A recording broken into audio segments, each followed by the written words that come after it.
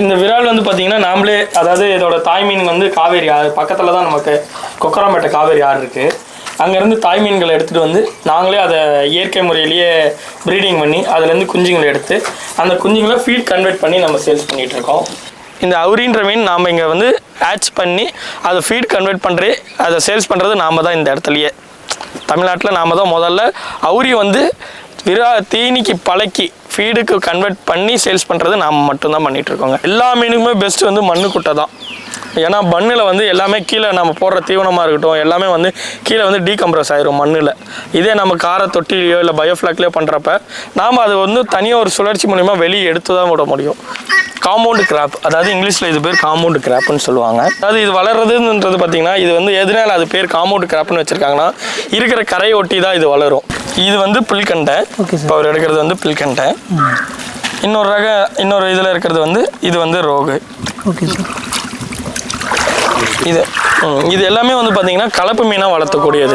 கண்டிப்பாக மீன் வந்து நல்ல கைவிடும். அது இல்லாமல் இது வந்து பார்த்தீங்கன்னா பார்ட் டைம் வேலையாகவே பார்த்தாலே நம்மளுக்கு வந்து முழு நேரம் வேலை பார்க்குறதுக்கு உண்டான ஊதியம் இதில் கண்டிப்பாக கிடைக்கும். 3 months ஒன்ஸு எல்லா விவசாயிகள் இல்லை மீன் வளர்க்கணும் ஆர்வம் இருக்கிறவங்க எல்லாத்தையும் நம்ம இடத்துக்கு பண்ணிக்கு வர சொல்லி நாங்கள் இந்த மாதிரி யூடியூப்பு, ஃபேஸ்புக், இன்ஸ்டாகிராம் இதில் எல்லாம் நாங்கள் நிறைய இந்த மாதிரி இதை பற்றி விளம்பரப்படுத்துவோம். நாங்கள் ஃப்ரீயாக இந்த மாதிரி பயிற்சி கிளாஸ் எடுக்கிறோம், மீன் வளர்ப்பு பயிற்சி கிளாஸ் எடுக்கிறோம் அப்படின்னு சொல்லி எடுப்போம். அதுலேயும் கலந்துக்கலாம். இலவச பயிற்சி, மதிய உணவு இலவசம். சார் வணக்கம் சார். வணக்கங்க. உங்கள் பேர், உங்கள் ஃபார்ம் நேம், இது எங்கே லொக்கேட் ஆகிருக்கும் கிளியராக சொல்லுங்கள் சார். என் பேர் வந்து பார்த்திங்கன்னா மேத்தா. நம்ம ஃபார்ம் வந்து பார்த்திங்கன்னா நாமக்கல் மாவட்டம் திருச்செங்கோட்டில் ஊஞ்சப்பாளையன்ற இடத்துல லொக்கேட் ஆகிருக்கு. நம்ம பண்ண பேர் வந்து பார்த்திங்கன்னா RS உழவன் மீன் பண்ணை. எத்தனை வருஷமாக இது பண்ணிட்டுருக்கீங்க சார்? நம்ம ஒரு 7 வருஷமாக இது பண்ணிகிட்ருக்காங்க. என்னென்ன ரகம் மீன்லாம் பண்ணுறீங்க சார்? நம்ம வந்து பார்த்திங்கன்னா IMC, அதாவது இந்திய கெண்ட வகைன்னு சொல்லுவாங்க. ரோகு, மிருகாலு, கட்லா, இந்த மாதிரி இது IMC பண்ணிகிட்ருக்கோம். அது போக வந்து பார்த்திங்கன்னா பாறை, பில்லுகண்டை இதுவும் பண்ணிகிட்ருக்கோம். கட்லா பண்ணிகிட்ருக்கோம், பொட்லா பண்ணிகிட்ருக்கோம், விரால், அவுரி பண்ணிகிட்ருக்கோங்க. எப்படி சார் இதை ஆரம்பிச்சிங்க நீங்கள்? நாம் ஃபஸ்ட்டு ஹாபியாக வளர்த்தி பார்க்கலான்ற ஹாபியில் தான் உள்ளே வந்தோம். அப்புறம் அதுக்கு ஒரு படிப்படியாக நம்ம தொழிலாக பண்ணி பார்க்கலாம் அப்படின்னு உள்ளே வந்தோங்க. அதுக்கப்புறம் பார்த்திங்கன்னா சரி இது பண்ணிவிட்டுமே குஞ்சு பறிக்க வச்சு பார்க்கலாம், நாமளே ஹேச்சிங் சென்டர் பண்ணி பார்க்கலாம் அப்படின்னு பண்ணி இப்போ இந்த அளவு நம்ம வந்திருக்கோங்க. ஆரம்பத்தில் நீங்கள் தொடங்கும்போது எத்தனை மீன் ஆரம்பிச்சிங்க சார்? நாங்கள் ஆரம்பிக்கும் போது ஃபஸ்ட்டு வந்து பார்த்திங்கன்னா சும்மா ஒரு 1/2 ஏக்கரில் ட்ரை பண்ணி பார்க்கலாம் அப்படி தான் வந்தோம். 1/2 ஏக்கரில் ஒரு 2500 மீனில் ஸ்டார்ட் பண்ணுவோம் நாங்கள் வந்து பார்த்திங்கன்னா. அதாவது 2500ன்றது வளர்த்துறக்கு மீன் குஞ்சுங்களிலிருந்து பெருசாக வளர்த்தி சந்தைப்படுத்துறதுக்காக வளர்த்துறதுக்கு ஸ்டார்ட் பண்ணோம். அப்புறம் படிப்படியாக நம்ம இந்த மாதிரி வளர்த்துறதை வந்து குஞ்சால் சேல்ஸ் பண்ணி பார்க்கலான்னு பண்ணோம். அப்புறம் குஞ்சை வந்து பார்த்திங்கன்னா நாம் பெரிய தாய் மீனை வச்சு ஹேச்சிங் பண்ணி குஞ்சுங்களாக சேல் பண்ணலாம் அப்படின்னு சொல்லி ரெடி பண்ணுவோங்க. சரி சார், இந்த பண்ணைக்குட்டையோட அளவு என்ன சார்? அதாவது வந்து பார்த்திங்கன்னா பண்ணைக்குட்டையை அமைக்கிறது அப்படின்றது இது ஒரு தனி ஒரு இதுங்க. இது ஒரு போர்ஷனே இருக்குது. அதாவது வந்து பார்த்திங்கன்னா தண்ணி நம்ம விடுற தண்ணி வந்து பார்த்திங்கன்னா தண்ணி கீழே உறிஞ்சக்கூடாது. அதனால் தண்ணி உறிஞ்சாமல் இருக்கிறதுக்காக நம்ம செட்டு மண் வர அளவுக்கு மண்ணை வந்து எப்பயுமே நோண்டக்கூடாது. மண்ணை நோண்டி கரை போடக்கூடாது. மண்ணை டோஸ் பண்ணி தான் கரை ஏற்றணும். ஆழம் வந்து பார்த்திங்கன்னா குறைஞ்சது 5 அடி ஆழம் வேணும். குறைஞ்சது 5 அடி. அதாவது நான் மீன் வளர்த்து விற்கிறேன் அப்படின்றதுக்கு.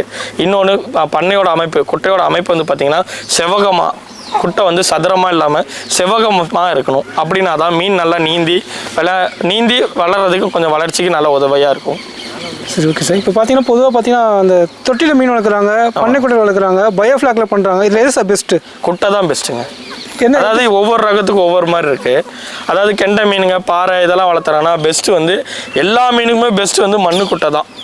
ஏன்னா மண்ணில் வந்து எல்லாமே கீழே நம்ம போடுற தீவனமாக இருக்கட்டும் எல்லாமே வந்து கீழே வந்து டீகம்ப்ரஸ் ஆயிரும் மண்ணில்.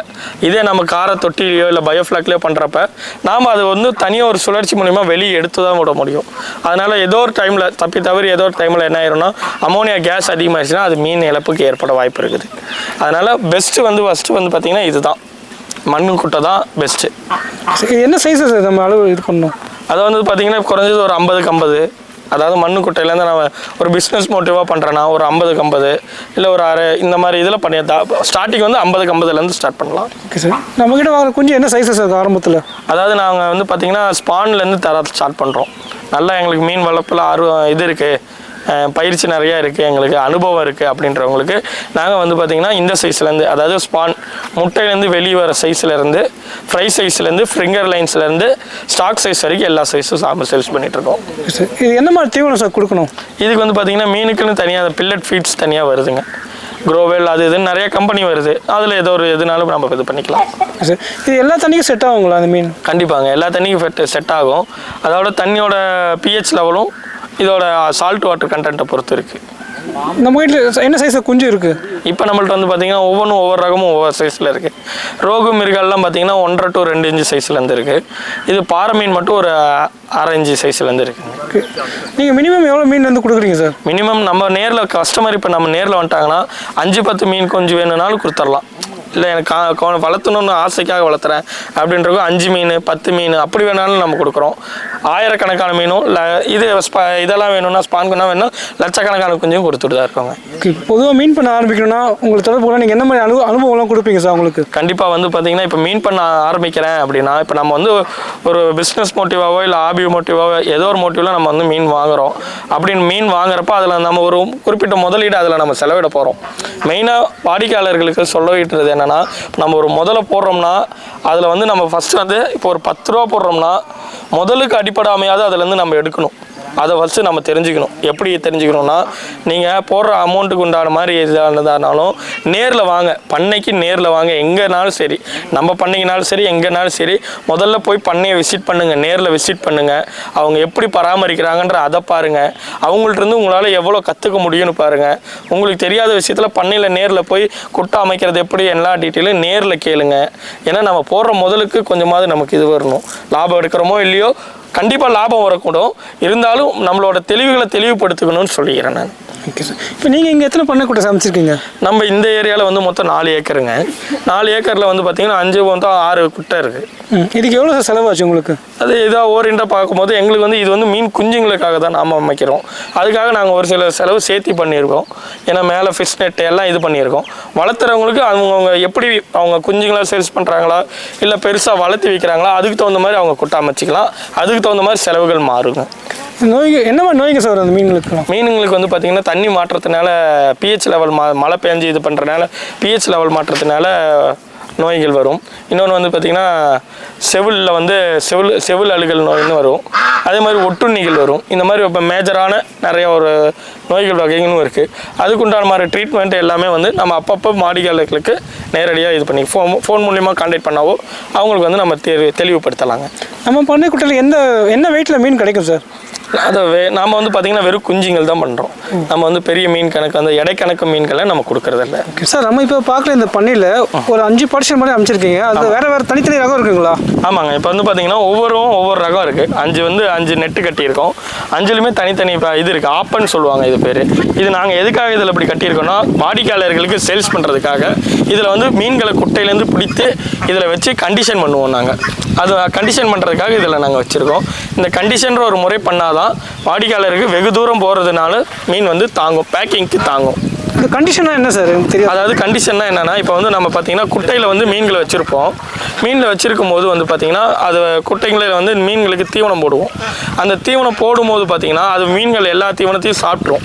இப்போ அந்த சாப்பிட்ட மீன் அப்படியே பிடிச்சி நம்ம பேக் பண்ணோம்னு வைங்களேன், அது என்ன பண்ணுன்னா பேக்கில் வந்து ஆக்சிஜன் இருக்கும். தண்ணி தழும்புறதுல என்ன பண்ணுன்னா பேக்லேயே வந்து மீன் வந்து வாமிட் பண்ண ஆரம்பிக்கும்.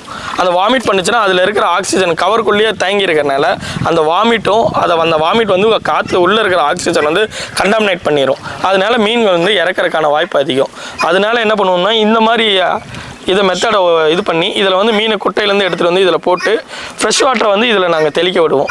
ஃப்ரெஷ் வாட்டரில் வந்து இதில் வந்து நாங்கள் ஷவர் பண்ணி விட்ரும் போது பார்த்திங்கன்னா அந்த தண்ணியோட இதுவாக இருக்கிறனால மீன் வந்து பார்த்திங்கன்னா வயிற்றில் இருக்கிற ஃபுட்டெல்லாம் வெளியே கக்க ஆரம்பிக்கும். இங்கேயே அது வயிற்றில் இருக்கிற ஃபுட்டெல்லாம் எம்டி பண்ணிவிட்டு அப்புறமேட்டு பேக் பண்ணும்போது மீன் வெறும் பேக்கில் இருக்கிற ஆக்சிஜன் மட்டும் எடுத்துகிட்டு வெகு தூரம் பயணிக்க தகுதியாக இருக்குங்க. அதுதான் கண்டிஷன். இது வந்து பார்த்திங்கன்னா சிசின்னு சொல்லுவாங்க. இந்த ரகம் காம்பவுண்ட் கிராப், அதாவது இங்கிலீஷில் இது பேர் காம்பவுண்ட் கிராப்னு சொல்லுவாங்க. இது சைஸ் இப்போ என்ன சார் இருக்கும்? இப்போ என்னங்க ஒரு இன்ச்சு இருக்குங்க. 1 இன்ச்சு 1.5 இன்ச்சு சைஸில் இருக்குது. இப்போ இது என்ன சைஸ் வரைக்கும் வளரும் சார்? இது வந்து பார்த்திங்கன்னா தாராளமாக ஒரு 1.5 கிலோலேருந்து 2 கிலோ 7 கிலோ வரைக்குமே வளரும். இது ஏரியா பொறுத்து அதில் சொல்லிங்களா? அதாவது இது வளர்றதுன்றது பார்த்திங்கன்னா இது வந்து எதனால அது பேர் காம்பவுண்ட் கிராப்னு வச்சுருக்காங்கன்னா இருக்கிற கரையை ஒட்டி தான் இது வளரும் இந்த மீன். அதாவது இது எந்த மீனுமே அதோட இருக்கிற இடத்தை பொறுத்து தான் சைஸை வந்து நம்ம குறிப்பிட முடியும். சைஸ் நம்ம பெருசாக விடுறோம், இடத்துல நம்ம குட்டை வந்து பாண்டு நல்லா பெருசாக இருக்குன்னா அதுக்கு தகுந்த மாதிரி சைஸில் நல்லா வரும். மீன் ஃப்ரீயாக இருக்குது அதாவது நெரிச்சல் இல்லாமல் இதாக இருக்குன்னா அதுக்கு தகுந்த மாதிரி சைஸ் நல்லா வளருங்க. இந்த மீன் அதிகபட்சமாக 7 கிலோ வரைக்கும் வளர்ந்துருக்குங்க. அடுத்த ரகம் பார்க்கலாங்களா? போடுறேன் சார். இப்போ நம்ம பார்க்குறது வந்து பார்த்திங்கன்னா கட்லா. இந்த ரகம் வந்து பார்த்திங்கன்னா கட்லா. நம்ம குட்டையில் போடுற சாணி குப்பைகள், அதில் இருக்கிற நுண்ணுயிரிகளை, அப்புறம் மண்ணில் இருக்கிற நுண்ணுயிரிகள் இதெல்லாம் சாப்பிட்டு நல்லா பெரிய லெவலில் பெரிய அளவில் வளரக்கூடியது. இந்த மீனும் பார்த்திங்கன்னா 5 கிலோ 6 கிலோ வரைக்கும் வளரும், நல்ல சைஸு. அதுக்கு மேலேயும் வளர்ந்துருக்கு. ஆறுலேயும் ஏரிகளில் விடும்போது ஆறில் வளர்ந்த மீனும் ஏரிகளில் வளர்த்தக்கூடிய மீன்களும் நல்ல சைஸு 7 கிலோ 8 கிலோ சைஸ்லேயும் இந்த மீன் வரக்கூடியதுங்க. அடுத்து நம்ம பார்க்குறது வந்து பார்த்திங்கன்னா புல்கண்டை, அது வந்து ரோகுங்க. இது வந்து புல்கண்டை. இப்போ அவர் எடுக்கிறது வந்து புல்கண்டை. இன்னொரு இதில் இருக்கிறது வந்து இது வந்து ரோகு. Okay sir. இது எல்லாமே வந்து பார்த்திங்கன்னா கலப்பு மீனாக வளர்த்தக்கூடியது. அதாவது ஒரு குட்டையில் நம்ம எடுத்துக்கிட்டோம்னா மேல் மட்டம், நடுமட்டம், அடிமட்டம்னு 3 வெரைட்டி இருக்குது. அப்படி நம்ம வளர்த்தினோம்னா தான் ஒன்னோட இதை சார்ந்து வளரக்கூடியது. அதாவது ஒன்னோட கழிவுகளை இன்னொரு மீன்களுக்கு எடுத்துக்கிறது, அந்த மாதிரி ஒன்னோட சார்ந்து வாழக்கூடிய மீன்கள் இதெல்லாம்.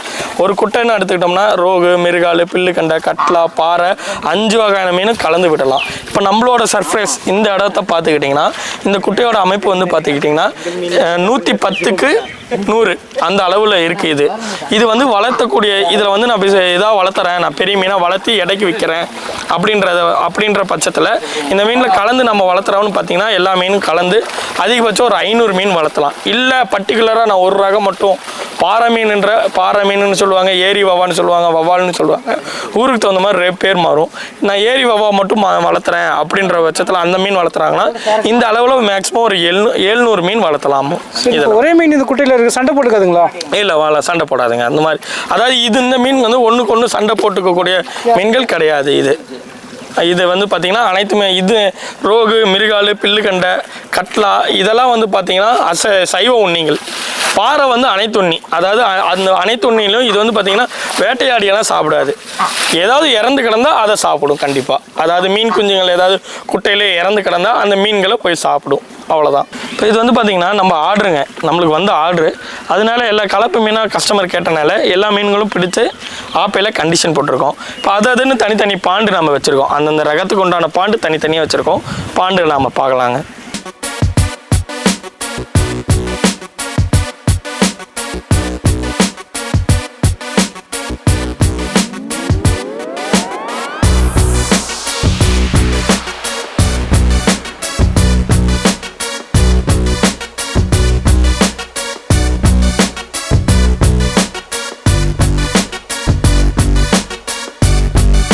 வந்து நம்மளோட 4 பாண்டி பார்த்துருப்பீங்க, 5 பாண்டி பார்த்துருப்பீங்க. இந்த 5 பாண்டிலையும் ஒவ்வொரு ரகம் மீன் வளருது நம்மளுது. சரிங்களா? ரோகு, மிருகால், பில்கண்டை, கட்லா, பாறைன்னு அதுவும் தனித்தனி இதில் வளருது. விரால் வந்து நம்ம தனியாக தொட்டி அமைச்சு பண்ணுறோம். அந்த கடைசியில் ஒன்று இருக்கும் பாருங்கள், எந்த வலையும் போடாமல், அது வந்து விராலுக்கு வந்து ஆச்சிங் விரால். அதுக்கப்புறம் அதை இதாக பிரித்து பார்த்திங்கன்னா அதில் அவுரி. இந்த அவுரின்ற மீன் நாம் இங்கே வந்து ஆச் பண்ணி அதை ஃபீட் கன்வெர்ட் பண்ணுறே அதை சேல்ஸ் பண்ணுறது நாம் தான். இந்த இடத்துலையே தமிழ்நாட்டில் நாம் தான் முதல்ல அவுரி வந்து தீனிக்கு பழக்கி ஃபீடுக்கு கன்வெர்ட் பண்ணி சேல்ஸ் பண்ணுறது நாம் மட்டும்தான் பண்ணிகிட்ருக்கோங்க. இப்போ பார்த்தீங்கன்னா இந்த மீன் பண்ண புதுசாக ஆரம்பிக்கணும் அப்படின்னு நினைக்கிறவங்களுக்கு உங்களோட அனுபவம் என்னன்னு சொல்லுவீங்க? கண்டிப்பாங்க, ஆரம்பத்திலே சொன்ன மாதிரி ஃபஸ்ட்டு எல்லாமே அதை பற்றி ஃபஸ்ட்டு முழுமையாக தெரிஞ்சுக்கோங்க.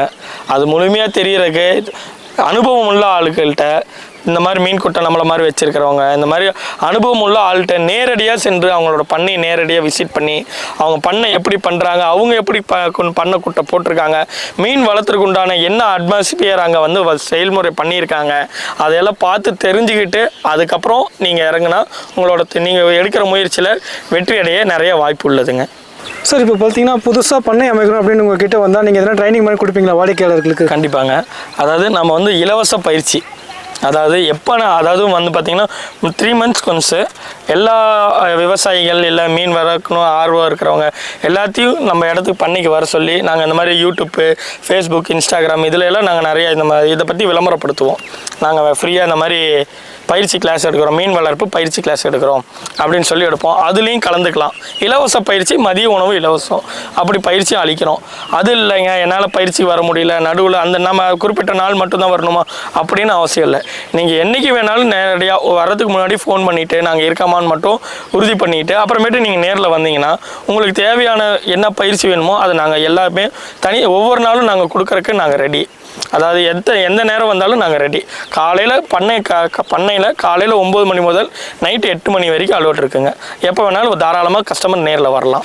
சார் இப்போ ஒரு ஃபார்மர் வந்து உங்ககிட்ட பண்ணைக்குட்டை அமைச்சு கொடுக்கணும்னா நீங்கள் அமைச்சு கொடுப்பீங்களா சார்? இல்லைங்க, நாம் அப்படி பண்ணைக்குட்டை அமைச்சு தரன்ற ஒர்க்கு நம்ம பண்ணி தரதில்லை. ஏன் சார், என்ன காரணம்? அதாவது பண்ணைக்குட்டை நம்ம ஏன் அமைச்சு தரதில்லைன்னு பார்த்தீங்கன்னா, மீன் வளர்க்கணும்னு ஆசைப்படுறவங்களும் இல்லையா, அதை ஒரு விவசாயிகளும் சரி இருந்தாங்களோ நம்ம வந்து நேரில் இங்கே வந்தீங்கன்னா பண்ணைக்குட்டையை நீங்கள் கவனிங்க. நாம் என்னென்ன பண்ணைக்குட்டையில் பண்ணியிருக்கோம் நீங்கள் பாருங்கள். அதில் என்ன சந்தேகம் இருக்கோ அதை எங்களுக்கு கேளுங்க. எல்லாமே இந்த மாதிரி நீங்களாக எடுத்து பண்ணதான் உங்களுக்குன்னு ஒரு அனுபவம் வரும். அந்த அனுபவம் தான் இந்த நம்ம அதாவது மீன் வளர்ப்பில் அந்த அனுபவம் தான் நம்மளை உயர்த்துமோ தவிர அவர் வந்து நமக்கு பண்ணி தருவாங்க, இந்த மீன் பண்ணையிலேருந்து நம்மளுக்கு வந்து பண்ணி தருவாங்க அப்படின்ற எதிர்பார்ப்பு தான் இனி நம்ம பெரிய ஸ்கேமில் இருக்கோம். அதாவது இந்த மீன் வளர்ப்பு இதுலேயும் நிறைய ஸ்கேமெல்லாம் உள்ளே வந்துருச்சுங்க. ஸ்கேம் எனக்கு புரியல என்ன. அதாவது என்னன்னா, இந்த குறிப்பிட்ட சின்ன இடத்துலயே நிறைய மீன் வளர்த்தலாம்னு நம்மளை ஆசையை தூண்டி அவங்களோட அந்த வியாபார நோக்கத்துக்காக மட்டும் அந்த நம்மளோட அதில் நம்மளை துரத்தி விட்டுருவாங்க. அதில் போய் தெரியாதனமாக நம்ம மாட்டிக்குவோம். அதாவது குறிப்பிட்ட இடத்துலையே நம்ம 10,000 மீன் வளர்த்தலாம், இத்தலூண்ட இடத்துல 5,000 மீன் வளர்த்தலாம் அப்படின்னு நிறைய இதில் மாட்டி விட்டு, அது இல்லாமல் இது வளர்த்துனீங்கன்னா உங்களுக்கு மானியம் கிடைக்கும், அது பண்ணிங்கன்னா உங்களுக்கு மானியம் கிடைக்கும் அப்படின்னு சொல்லி நிறைய ஆசை வார்த்தைகளை நம்மள்ட்ட சொல்லி நம்மளை அந்த அவங்களோட வியாபாரத்துக்காகவும் அவங்களோட லாப நோக்கத்துக்காக மட்டும் நம்மளை உள்ளே இறக்கி விட்டுட்டு நம்மளுக்கு நாளைக்கு அவங்கள கான்டாக்ட் பண்ணவும் முடியாது, ஒன்றும் பண்ண முடியாது. திக்கு தெரியாமல் தசை தெரியாமல் நாம் தான் அதில் மாட்டிட்டு நஷ்டப்படுறதும் நாமளாக தான் இருக்கும்.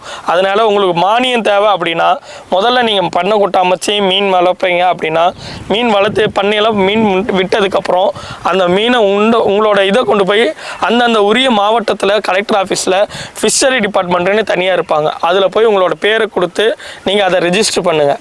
ரெஜிஸ்டர் பண்ணிங்கன்னா ஏதோ மானியம் வந்தால் அவங்களே உங்களை கண்டிப்பாக தொடர்பு கொள்ளுவாங்க. நீங்கள் கொடுக்குற மொபைல் நம்பரை வச்சு அவங்களே உங்களுக்கு மானியத்துக்கு தொடர்பு கொள்ளுவாங்க. முடிஞ்ச அளவு நீங்கள் கவர்மெண்ட்டை இந்த மாதிரி இதில் நம்புங்க. நான் மானியம் பண்ணி தரேன்னு வந்தாங்கன்னா யார் இதையும் நம்பாதீங்க. மானியம் ஒரு கவர்மெண்ட் வந்து மானியம் அறிவிக்கிறாங்கன்னா ஒரு ஹெக்டருக்கே 1 லட்சத்துலேருந்து 1.5 லட்சத்துக்குள்ளே தான் மானியம் அமைக்கிறாங்க.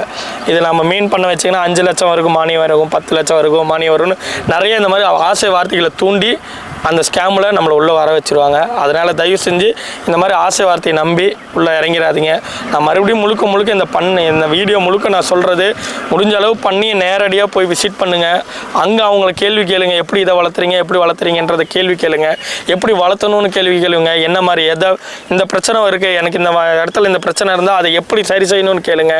இந்த மாதிரி இதெல்லாம் முன்கூட்டியே நீங்கள் தெரிஞ்சு வச்சுக்கிறது ரொம்ப நல்லது. எதுக்கு மறுபடியும் அடித்து சொல்கிறேன், பண்ணியே நேரடியாக போய் விசிட் பண்ணுங்கள். அப்படி அதை பாருங்கள். அந்த ஃபஸ்ட் அப்பீரியன்ஸ்லேயே அவங்கள பற்றி உங்களுக்கு கண்டிப்பாக உங்களுக்கு தெரிஞ்சிக்க முடியும். அதை தெரிஞ்சுக்கிட்டிங்கனாலே உங்களுக்கு வந்து அந்த அனுபவத்தை நீங்கள் தெரிஞ்சுக்கலாங்க. சார், இப்போ நீங்கள் இதில் விரால் விட்டுருக்கதா சொன்னீங்க. இந்த தொட்டியோட சைஸ் என்ன சார்? இது வந்து பார்த்தீங்கன்னா 7க்கு 6 இந்த தொட்டி சைஸு. இந்த விரால் வந்து பார்த்தீங்கன்னா நாமளே, அதாவது இதோட தாய் மீன் வந்து காவேரி ஆறு பக்கத்தில் தான் நமக்கு கொக்கராம்பேட்டை காவேரி ஆறு இருக்குது. அங்கேருந்து தாய் மீன்களை எடுத்துகிட்டு வந்து நாங்களே அதை இயற்கை முறையிலேயே ப்ரீடிங் பண்ணி அதுலேருந்து குஞ்சுங்களை எடுத்து அந்த குஞ்சுங்களை ஃபீட் கன்வெர்ட் பண்ணி நம்ம சேல்ஸ் பண்ணிகிட்ருக்கோம். இதில் எத்தனை மீன் சாப்பிட்ற அந்த தொட்டியில்? இப்போ இது நாங்கள் விற்பனை நோக்கத்துக்காக வச்சுருக்கிறதுனால இதில் நாங்கள் இப்போ குறைஞ்சது ஒரு 5000 மீன் வச்சுருக்கோம். இதில் வளர்க்கணும், சின்னதாக நான் வீட்டுக்கு யூஸ்க்காக மட்டும் நான் வளர்த்துறேன் அப்படின்றவங்க இந்த சைஸ் தொட்டியில் தாராளமாக ஒரு 100 மீன் பக்கம் நம்ம தாராளமாக இதில் வளர்த்திட முடியும். Okay sir. மினிமம் நீங்கள் எவ்வளோ மீன் கொஞ்சம் வந்து கொடுக்குறீங்க? நம்ம கெண்டை மீன்கள் மாதிரி தான் இதுவும். நேரில் வந்துட்டாங்கன்னா விரால் மீனும் கெண்டை மீனாக இருக்கட்டும், கஸ்டமர் நேரில் வராங்க அப்படின்னா அவங்களுக்கு தேவையான அளவு, எனக்கு 5 வேணும் 10 வேணும், அந்த குவான்டிட்டிலேருந்து நம்ம சேல்ஸ் பண்ண ஆரம்பிக்கிறோம். இல்லை 1000 கணக்கு வேணும் அப்படின்னாலும் நம்ம சேல்ஸ் பண்ணிட்டு தான் இருக்கிறோம். 10,000 கணக்கில் வேணும்னாலும் நம்ம சேல்ஸ் பண்ணிட்டு தான் இருக்கிறோம். இப்போ அதுக்கு தகுந்த மாதிரி நம்ம அந்த பேக்கிங், இப்போ கெண்டை மீனுங்கன்னா அதுக்கு தகுந்த மாதிரி பேக்கிங் பண்ணி ஆக்சிஜன் பிடிச்சி அவங்களுக்கு கொடுத்துருவோம். கம்மியாக ஒரு 1000 5000 10,000க்குள்ளே கேட்குறாங்கன்னா நம்ம பேக்கிங்லேயே கொடுத்துடலாம். இல்லை ரொம்ப தூரம் ட்ராவல் பண்ணணும், இங்கேருந்து கன்னியாகுமரி போகணும், திருநெல்வேலி லைனில் போகணும் அப்படின்றவங்களுக்கு நம்ம அந்த பேரலில் ஏற்றி ஆக்சிஜன் பிடிச்சி அதுக்கு தகுந்த மாதிரி நம்ம இது பண்ணியிருக்கோம். இது வந்து நம்ம நாட்டு விராலுங்க. இது வந்து நம்ம வளர்ந்தது வந்து சின்னதுலேருந்து இது வளர்ச்சி காலம் வந்து இது வந்து ஒரு 3 மாதம் இருக்கும். இதோட வளர்ச்சி காலம் வந்து ஒரு 3 மாதம் சைஸ் இருக்குது நம்மளுதுங்க. அதிகபட்சம் விரால் வந்து பார்த்திங்கன்னா ஒரு 8 மாதத்தில் நம்மளதில் வந்து 3/4 கிலோவிலேருந்து தாராளமாக 1 கிலோக்குள்ளே டச் ஆயிரும். விராலை பொறுத்த வரைக்கும் எப்பயுமே ஒரே ஆவரேஜ் வெயிட்டாகவே இருக்குன்னு சொல்ல முடியாது. அது நம்ம எப்பயுமே கிரேடிங் பண்ணி தான் ஆகணும். சார் இப்போ 100 மீன் 200 மீனா ஓகே, ஒரு 1000 1500 போது எப்படி சார் பேக்கிங் போகுது? கெண்டை மீன்கள் வந்து 5000 இல்லை 10000 மீன் வரைக்குமே நம்ம பேக் பண்ணி கொடுத்துட முடியும். இல்லை ரொம்ப தூரம் ட்ராவல் ஆகுது, இங்கேருந்து திருநெல்வேலி, கன்னியாகுமரி, சென்னை இந்த சைடெல்லாம் போகுது, நம்ம இடத்துலேருந்து ட்ராவல் டிஸ்டன்ஸ் அதிகமாகுது, குறைஞ்சது ஒரு 5 ஹவர்ஸ் மேலே 6 ஹவர்ஸ் மேலே ஆகுது அப்படின்றவங்களுக்கு பேரல் வண்டியில் வச்சு நம்ம பேரல் ஏற்றி ஆக்சிஜன் போட்டு கொடுத்துடலாம். பேரல்னால் அந்த பேரலுங்க. விரால் அந்த மீனை வச்சு எடுத்துக்கிட்டிங்கன்னா விரால் வந்து நம்ம அதிகபட்சம் ஒரு 500க்குள்ளே 500லேருந்து 1000 எடுக்கிறாங்கன்னா அவங்களுக்கு பேக் பண்ணிடலாம். இல்லை 1000க்கு மேலே 1500லேருந்து ஒரு 5000 அந்த மாதிரி எடுக்கிறவங்களுக்கு வந்து பார்த்திங்கன்னா இந்த மாதிரி பேரல் நாங்கள் பர்ச்சேஸ் பண்ணிக்கணும். அந்த மாதிரி பக்கத்து கம்பெனிலேருந்து நாங்கள் இந்த மாதிரி பேரல் பர்ச்சேஸ் பண்ணிக்குவோம். அந்த பேரலில் நாங்கள் 1500லேருந்து எவ்வளோ கேட்குறாங்களோ அதுக்கு தகுந்த மாதிரி பண்ணிக்கலாம். டிரான்ஸ்போர்ட்டுன்றது பார்த்திங்கன்னா நம்மள்ட்ட 100 மீனுக்கு மேலே கெண்டை மீனில் 100 மீனுக்கு மேலே வாங்குறவங்களுக்கு பேருந்து மூலயமா நம்ம தமிழ்நாடு முழுக்க டிரான்ஸ்போர்ட் எங்கேருந்து பேருந்து வசதி என்ன ஊருக்கெல்லாம் இருக்கோ எல்லா ஊருக்கும் நம்ம வந்து பேருந்து மூலியமாக டிரான்ஸ்போர்ட் பண்ணிடலாம். 100 மீனுக்கு மேலே வாங்குறவங்களுக்கு. 100 மீன் கீழே வாங்குறவங்க டேரெக்டாக வந்து வாங்கிக்கலாம். விரால் மீனும் அதே மாதிரி தான். 100 மீனுக்கு மேலே வாங்குறவங்களுக்கு நம்ம பேருந்து மூலிமா டிரான்ஸ்போர்ட் பண்ண வசதி நம்ம பண்ணி தர முடியுங்க. இல்லை நான் நிறைய குவான்டிட்டி எடுக்கிறேன்னா நம்ம டேரெக்டாகவும் டிரான்ஸ்போர்ட் பண்ணிக்கலாம். இந்த கால்நடை விவசாயத்தில் மீன் தொழில் ரொம்ப முக்கியமாக இருக்குங்களா? கண்டிப்பாங்க. அதாவது உழைப்பு கம்மி லாபம் அதிகம் அப்படின்ற ஒரு கான்செப்டில் கண்டிப்பாக மீன் வந்து நல்ல கைவிடும். அது இல்லாமல் இது வந்து பார்த்திங்கன்னா பார்ட் டைம் வேலையாகவே பார்த்தாலே நம்மளுக்கு வந்து முழு நேர வேலை பார்க்குறதுக்கு உண்டான ஊதியம் இதில் கண்டிப்பாக கிடைக்கும். சார் இப்போ இந்த மீன் பண்ண ஆரம்பித்து விற்பனைன்னும் போது எப்படி சார் நம்ம கொடுக்குறது? இப்போ நம்ம விற்பனைக்கு வந்து பார்த்திங்கன்னா நம்மள்ட்ட வாங்குகிற வாடிக்கையாளர்களுக்கு வந்து பார்த்திங்கன்னா நம்ம விற்பனைக்கு அவங்களுக்கு உதவி பண்ணித்தரோம். அதுக்குண்டான வியாபாரிங்களுக்கு நம்ம கண்டிப்பாக 2 பேரையும் ஜாயின் பண்ணி வரலாம். அவங்களுக்கு விற்பனைக்கும் கொஞ்சம் எளிமையான முறையில் இருக்கும். அதே வந்து பார்த்திங்கன்னா நம்மள்ட்ட வாங்குகிற கஸ்டமருக்கு வந்து பார்த்திங்கன்னா நம்ம வாட்ஸ்அப் இணையதளத்தில் வந்து பார்த்திங்கன்னா தனியாக ஒரு குரூப் செயலி வந்து நம்ம இது பண்ணிகிட்ருக்கோம், மெயின்டைன் பண்ணிகிட்ருக்கோம். அதில் வந்து பார்த்திங்கன்னா நம்மள்ட்ட வாங்குகிற கஸ்டமரை உடனடியாக அந்த செயலியில் வந்து அவங்கள வந்து இணைச்சிடுவோம். அவங்கள இணைச்சிட்டதுக்கப்புறம் இந்த மாதிரி மீன் வாங்கிட்ட ஏதோ ஒரு நோயோ இல்லை மீன் வளர்ந்ததுக்கப்புறம் விற்பனைக்கோ அந்த குரூப்பில் போட்டாலே அந்த குரூப்பில் தேவைப்படுறவங்கள அவங்கள டேரெக்டாகவே காண்டாக்ட் பண்ணுவாங்க. அந்த மாதிரி குரூப்பும் நாங்கள் மெயின்டைன் பண்ணிகிட்ருக்கோம். இது வரைக்கும் அந்த குரூப்பில் குறைஞ்சது ஒரு 800லேருந்து 1000 பேர் பக்கம் அதில் நம்ம இது வச்சுருக்கோம் அந்த குரூப்பில். அது இல்லாமல் 2-3 குரூப்பும் அதில் இருக்குது. சேல்ஸுக்கு ஒரு குரூப்பு, நோய் வேளாண்மைக்கு ஒரு குரூப்பு, அந்த மாதிரி குரூப் மெயின்டைன் பண்ணிகிட்ருக்கோம். நம்மளோட வாடிக்கையாளர்களை அதில் இணைக்கிறப்ப அவங்களுக்கு விற்பனைக்கும் நோய் வேளாண்மைக்கும் அது இன்னும் கொஞ்சம் அனுபவக்காரங்க அதுக்கு உண்டான இதை சொல்லும் போது கண்டிப்பாக அது கொஞ்சம் ஹெல்ப்ஃபுல்லாக இருக்கும் அவங்களுக்கு. இன்னொன்று இல்லை அப்படி இல்லைன்னா நாமளும் விற்பனைக்கே ஹெல்ப் பண்ணி தரோம். உண்டான பைபேக் சிஸ்டம் நம்மள்ட்டே இருக்குது. பக்கத்தில் நம்ம ஊர் பக்கத்துலேயே இருக்குது அப்படின்னா எங்களால் டிரான்ஸ்போர்ட் பண்ணி போகக்கூடிய தூரத்தில் இருக்குதுன்னா நாங்களும் டேரெக்டாக வந்து பைபேக் பண்ணி தரோம். Okay sir. இப்போ தான் மீன் பண்ண அமைக்க போகிறாங்க, இல்லை மீன் பற்றி தெரிஞ்சுக்கணும், மீன் பற்றி பயிற்சி வேணும், மீன் நோய்களை பற்றி எனக்கு பயிற்சி வேணும், இல்லை தரமான மீன் குஞ்சுகள் வேணும் அப்படின்னா தாராளமாக எங்களுக்கு தொடர்பு கொள்ளுங்கள். நம்மளோட பண்ணை வந்து பார்த்திங்கன்னா நாமக்கல் மாவட்டம் திருச்செங்கோட்டில் ஊஞ்சப்பாளையன்ற இடத்துல லொக்கேட் ஆகிருக்கு. நம்ம மீன் பண்ண பேர் RS உழவன் மீன் குஞ்சு பண்ணை. நம்ம பண்ணை பேர். நீங்கள் எப்போனாலும் எங்களை கான்டாக்ட் பண்ணலாம். காலையில் 8 மணிலேருந்து சாயந்தரம் 7 மணி வரைக்கும் எப்போனாலும் ஃபோனில் தொடர்பு கொள்ளலாம். ஏதாவது உங்களுக்கு தேவைன்னா தாராளமாக 7 மணி காலையில் 8 மணிலேருந்து சாயந்தரம் 7 மணி வரைக்கும் ஓப்பனில் தான் இருக்கும். நீங்கள் கால் பண்ணலாங்க. எங்களோட மீன் குஞ்சு பண்ணைங்களை இந்த மாதிரி நேயர்களுக்கு அறிமுகப்படுத்தி வைக்கிறவர்களுக்கு பசுமை விவசாய சேனலுக்கு ரொம்ப நன்றிங்க. அதே மாதிரி விவசாய சார்பான இந்த மாதிரி நிறைய வீடியோஸ் வந்து பசுமை விவசாய சேனலில் நிறைய போடுறாங்க.